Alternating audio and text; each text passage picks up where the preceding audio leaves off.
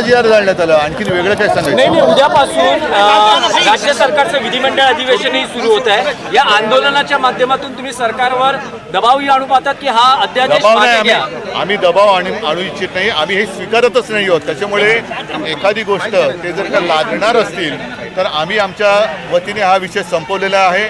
आम्ही जी.आरची होळी केलेली आहे. त्याच्यामुळे आता तो जी.आर आहे असं मानण्याचं कारण नाही. कारण एखादी गोष्ट जसं मी वारंवार सांगितलं की हिंदीला विरोध नसला तरी हिंदीची सक्ती आम्ही लादू देणार नाही. पण उद्या जी.आर जर स्थगित करण्यात आला, 5 जुलैला मोर्चाची हाक आहे. पण आज सकाळी उपमुख्यमंत्री अजित पवार असं म्हणाले आहेत की मोर्चा काढण्याची वेळ येऊ नये यासाठी आम्ही प्रयत्न करतो. आनंदाची गोष्ट आहे. कोणतरी एक धाडस दाखवतोय.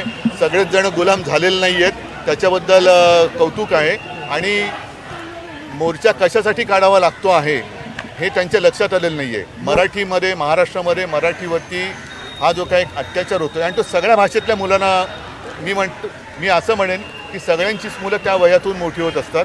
त्यांच्या त्या मनावरती त्या वयामध्ये किती आपण भार टाकणार हा सुद्धा एक मोठा विषय आहे. नाही, पण उद्योजी असं म्हटलं जातं काही हालचाली सुरू आहेत हा अध्यादेश मागे घेण्यासाठी आणि कदाचित एक समिती स्थापन केली जाईल तज्ज्ञांची आणि त्यानंतर मग काही अंतिम निर्णयावर सरकार येऊ शकतं असंही म्हटलं. त्यावेळेला आम्ही अभ्यासगट केला होता तो त्याच्यासाठी होता. पण त्या अभ्यासगटाचं पुढे काय झालं हा याचं कोणी काय सांगत नाही आहे.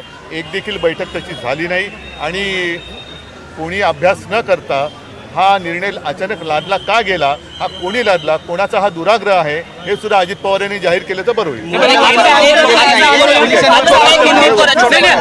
आजचं आंदोलन हे झलक होती आणि 5 जुलैचा मोर्चा हा खूप आजचा आंदोलन झलक होती आणि 5 जुलैचा मोर्चा हा भव्य मोर्चा असेल त्या दृष्टीनं नियोजन नुसता भव्य ना महाभव्य मोर्चा असेल. थँक्यू.